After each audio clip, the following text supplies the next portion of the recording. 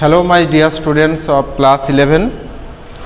আমি তোমাদের ও হেনরির লেখা জিমি ভ্যালেন্টাইন যতদূর পড়েছিলাম আজকে তারপর থেকে পড়াচ্ছি। দেখো, যেটা শেষ পড়েছিলাম যেখানে বলছে fine set Jimmy got my কি। নেক্সট, হি গট হিজ কি অ্যান্ড ওয়েন্ট আপস্টেয়ার্স।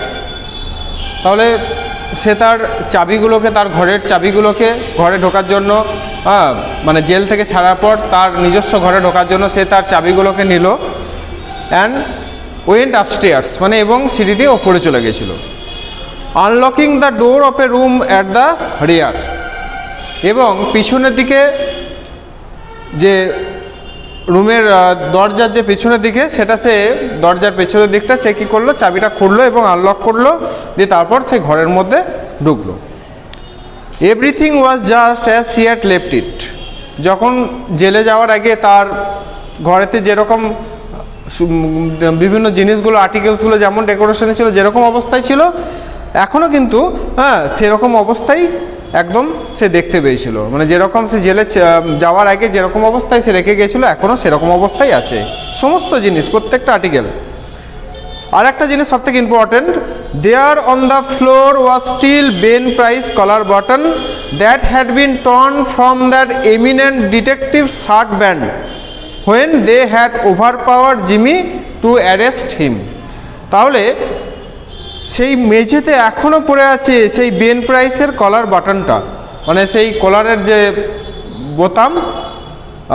যখন জিমিকে অ্যারেস্ট করতে হয়েছিল ফেমাস ডিটেকটিভ বেন প্রাইস, তখন তাদের মধ্যে যে একটা ওভার পাওয়ার মানে ধস্তাধস্তি হয়েছিল, তার ফলে কী হয়েছিল, বেন প্রাইসের কলার বাটনটা খুলে সেই মেঝে, জিমির ঘরের যে মেঝের মধ্যে পড়ে গিয়েছিল। তো সেটা এখনও রয়েছে, দেয়ার অন দ্য ফ্লোর, সেই মেঝেতে রয়েছে স্টিল বেন প্রাইসেস কলার বাটন, জামার কলারের বোতামটা এখনও পড়ে আছে। দ্যাট হ্যাড বিন টর্ন মানে যেটা ছেঁড়া হয়েছিল from the eminent detective shirt band, মানে তার জামার কলার থেকে সেই বোতামটা মানে যখন ধস্তাধস্তি হয়েছিল তখন সেটা ছেঁড়া হয়েছিল। হ্যাঁ, তো সেই বোতামটা এখনও পড়ে আছে সেই জিমি ভ্যালেন্টাইনের ঘরের মেঝেতে। When they had overpower Jimmy to arrest him, মানে যখন বেন প্রাইস এবং তার সঙ্গে আরও কিছু অফিসার্স ও আদার্স এসেছিলো জিমিকে অ্যারেস্ট করতে, যখন তাদের মধ্যে একটা ধস্তাধস্তি হয়েছিল, সেই সময় যেন বেন প্রাইসের কলার বাটনটা পড়ে আছে। তো সেটাও এখনও ইনস্ট্যান্ট, সেটা এখনও সেখানে রয়েছে। হ্যাঁ, কোথায় রয়েছে, আমাদের জিমি ভ্যালেন্টাইনের যে রুম রয়েছে সেই রুমের একদম ফ্লোরে, মেঝেতে। Is very important line. Next, pulling out from the wall a folding bed, Jimmy slid back a panel in the wall and dragged out a dust-covered suitcase. So pulling out from the wall a folding bed. তাহলে তার সেই দেয়ালের পাশে ঠেসানো একটা folding ভাঁজ করা একটা বিছানা, সেটাকে সে টেনে বার করলো। Jimmy slide back a panel in the wall, Jimmy কী করলো, সেই দেয়ালের পাশে যে প্যানেলটা ছিল সেটাকে সরালো। And dragged out a dust cover suitcase, এবং সেখান থেকে বার করে নিয়ে এলো একটা ধুলো মাখা একটা সুটকেস, সেটাকে টেনে নিয়ে এলো। ড্রাগড মানে হচ্ছে পুল মানে টানা, তাহলে ড্রাগড out a dust cover suitcase, সে সেখান থেকে যেন একটা ধুলো মাখা একটা সুটকেস যেন সেখান থেকে টেনে নিয়ে এলো। কোথা থেকে, সেই প্যানেল থেকে, সেই প্যানেল দেয়ালের পাশে যে প্যানেল রয়েছে সেখান থেকে সে টেনে নিয়ে এলো। হি ওপেন দিস, তারপর সেই টেনে নিয়ে আসার পর সেই সুটকেসটা সে খুলেছিল। অ্যান্ড গেস্ট ফন্ডলি, এবং সেটা guest fondly at the finest set of butlers tools in the east. তাহলে সেটার দিকে সে আনন্দ সহকারে এক দৃষ্টে তাকালো। সেই বাক্সটার মধ্যে কী রাখা ছিল, the finest set of butlers tools in the east. East মানে প্রাচ্য আর ওয়েস্ট মানে পাশ্চাত্য, জানো তোমরা বাংলাতে বলে। তো ইস্টের দিকে যে বাটলার টুলস মানে কি, সিন্দুক ভাঙার যে যন্ত্রপাতি, তার জন্য ইস্ট মানে প্রাচ্যের যে যন্ত্রপাতি, প্রাচ্যের যে মানে ইস্টের দিকে যে যন্ত্রপাতিগুলো পাওয়া যায় সেখান থেকে সে জিমি কালেক্ট করেছিল। তো সেই যে ফাইনেস্ট সেট মানে একদম পুরো সেট, মানে একটা সিন্ধু ভাঙার যে টোটাল যা জিনিস লাগে, এরপরে তোমরা তার ডেসক্রিপশন পাবে, দেখবে যে সেখানে সমস্ত কিছু আছে। হ্যাঁ, একটা টোটাল বাকলারি একটা কমপ্লিট করার জন্য যে ফ্রম বিগিনিং টু এন্ড সমস্ত কিছু সে কিন্তু সেখানে মজুত করে রেখেছিল। So the finest set of burglars tools in the east, তাহলে ইস্টের যে সিন্ধু ভাঙা যন্ত্রপাতি সে সমস্ত কিছু সেখানে ছিল। কি কি ছিল এরপর দেখো description this is very important. It was a complete set, মানে একদম সম্পূর্ণ একটা সেট ছিল, made of specially tempered steel, মানে যেগুলো হচ্ছে স্টিলের তৈরি, tempered steel made of specially বিশেষভাবে যেটা স্টিলের তৈরি, the latest designs in drills, এবং বিভিন্ন ডিজাইনের নতুন নতুন অত্যাধুনিক যে ডিজাইনের drills, punches, brushes and bits, jimmies, clamps and augers, মানে এগুলো হচ্ছে সমস্ত ইনস্ট্রুমেন্ট টু কন্ডাক্ট এ বাকলারি। এরা বাকলারি কন্ডাক্ট করার জন্য যে ইনস্ট্রুমেন্টগুলো লাগে, যে ইকুইপমেন্টগুলো লাগে, সেগুলো হচ্ছে সমস্ত কিছু জিমির সেই বাক্সের মধ্যে মজুদ ছিল। সেগুলো বলে দিয়েছে দেখো, the latest designs in drills, punches, brushes and bits and jimmies, মানে বিভিন্ন হাতুড়ি থেকে চিমটি থেকে শুরু করে সমস্ত কিছু, ক্লাম্পস, বিভিন্ন ক্লাম্পস অ্যান্ড অগার্স, অ্যান্ড উইথ 2 or 3 নভেলটিস, 2 বা 3টে নভেলটিস মানে নকশা, অত্যাধুনিক নকশা, যে একটা কোনো বাকলারি করতে গেলে তার একটা স্কেচ আউট করে একটা নকশার দিকে এগুতে হয়, তো সেইগুলো যেন সমস্ত কিছু মজুদ ছিল। তাহলে নভেলটিস মানে হচ্ছে নকশা, যেগুলো ইনভেন্টেড বাই জিমি হিমসেলফ, মানে সেই জন্য বলা যাচ্ছে জিমি ওয়াজ অ্যান এক্সপার্ট বাকলার, তাই তো। তো এটা বোঝাচ্ছে দেখো যে ইনভেন্টেড বাই জিমি হিমসেলফ, মানে জিমি কিছু কিছু জিনিস যেগুলো জিমি মানে বিশেষ করে নকশাটা, নভেলটিসটা নিজেই আবিষ্কার করেছিল, নিজেই তৈরি করেছিল। In which he took pride, আবার এরকম তৈরি করার জন্য সে নিজে গর্ব অনুভব করতো, সে খুবই গর্ব অনুভব করতো। Over $900, very important, over $900 they had cost him to have made at, তাহলে এগুলো তৈরি করতে টোটাল খরচা হয়েছে কত, they had cost him to have made at, সেটা হচ্ছে ওভার $900, প্রায় $900 এগুলো তৈরি করতে কিন্তু খরচা হয়েছিল। A place where they made such thing for the profession, a place where they made such thing for the profession, মানে মেনলি এই জিনিসগুলো তৈরি হয় ফর দ্য প্রফেশন, মানে ব্যবসার ক্ষেত্রে বিভিন্ন ক্ষেত্রে সেটা তৈরি হয়। দে মেক সাচ থিং, মানে এগুলো তৈরি করেছিল অনলি ফর দ্য প্রফেশন, মানে they are used only for the profession. In half an hour, আধ ঘন্টা পর, Jimmy went down stair, Jimmy সিঁড়ি দিয়ে আবার নিচে চলে এলো। অ্যান্ড থ্রু দ্য ক্যাফে, তাহলে ক্যাফে অফ মাইক ডোলান, তাহলে একদম প্রবেশ করলো কোথায়, মাইক ডোলানের ক্যাফেতে। He was now dressed in tasteful, মানে সে এখন ড্রেস পরে আছে কি টেস্টফুল, মানে উচ্চ সম্বন্ধে একটা পোশাক পরে আছে, যাতে সকলে আর কেউ তাকে ওই মানে আগে যেরকম তার প্রিভিয়াস সেলফ ছিল, এরপর আমরা দেখতে পাবো যে জিমি ভ্যালেন্টাইনের যে সেলফটা সেটা পরিবর্তিত হচ্ছে, সে নিজের নাম পাল্টে ফেলছে, এবং তার যে সমস্ত কিছু অ্যাক্টিভিটি, চালচলন থেকে শুরু করে সমস্ত কিছু তার চেঞ্জ হচ্ছে, একটা রিফরমেশন ঘটছে from Jimmy Valentine to Ralph D Spencer, নতুন নাম। তো এরপর দেখো, he was now dressed in tasteful, সে একটা রুচি সম্বন্ধ যেন একটা পোশাক পরেছিল, অ্যান্ড ওয়েল ফিটিং ক্লথস, এবং একদম সুসজ্জিত একটা পোশাক, and carried his dusted and clean suitcase in his hand, এবং তার সে হাতেতে বয়ে নিয়ে যাচ্ছিল, তার ডাস্টেড অল্প ধুলো মাখাও আছে এবং কিছুটা পরিষ্কারও করেছে, সেরকম একটা সুটকেস, যার মধ্যে বিভিন্ন যে বাকলার্স টুলসগুলো আছে, সেই সমস্ত টুলসের যে সব মানে ভর্তি যে বাক্সটা, সে কিন্তু সেটা বয়ে নিয়ে যাচ্ছিল। Got anything on, asked Mike Dolan genially, তাহলে মাইক ডোলান একটু মানে কোমলভাবে সে বলল যে আচ্ছা কোনো কিছু কাজ ফাজ পেলে নাকি, গট এনিথিং অন মানে কিছু পেলে নাকি, এরকম ব্যাপার। মি, জিমির একটাই কথা, me set Jimmy in a puzzle tone, ঠিক আছে, জিমি একদম মানে কনফিউজড হয়ে গেছে, দি পাজল টোনে জিমি বলছে যে আমি আই ডোন্ট আন্ডারস্ট্যান্ড, মানে একটা জিমি একটা কথা যে সে কিছুই বলছে না, আই ডোন্ট আন্ডারস্ট্যান্ড, আমি কিছু বুঝতে পারছি না। দি কী করতে হচ্ছে, I am representing the New York amalgamated short snap biscuit cracker and frazzled wheat company, তাহলে আমি এখন রিপ্রেজেন্টিং মানে প্রতিনিধিত্ব করতে যাচ্ছি কোনটা, এই কোম্পানিটা, the New York amalgamated short snap biscuit cracker and Frazel Wheat Company. So next, this statement delighted Mike to such an extent that Jimmy had to take a cell jar and milk on the spot.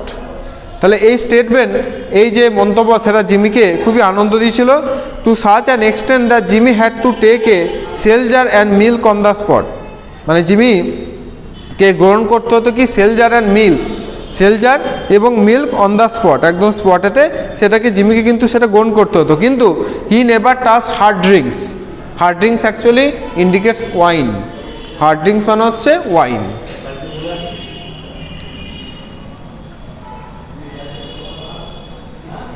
Hard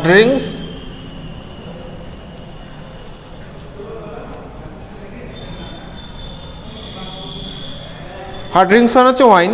so he never touch মানে সে গ্রহণ করতে হচ্ছে, মানে যেটা সে খেত সেটা হচ্ছে seltzer and milk on the spot, but he never touch hard drinks. সে কিন্তু কোনোভাবেই সে কিন্তু ওয়াইন বা হার্ড ড্রিঙ্কস কিন্তু স্পর্শ করতো না।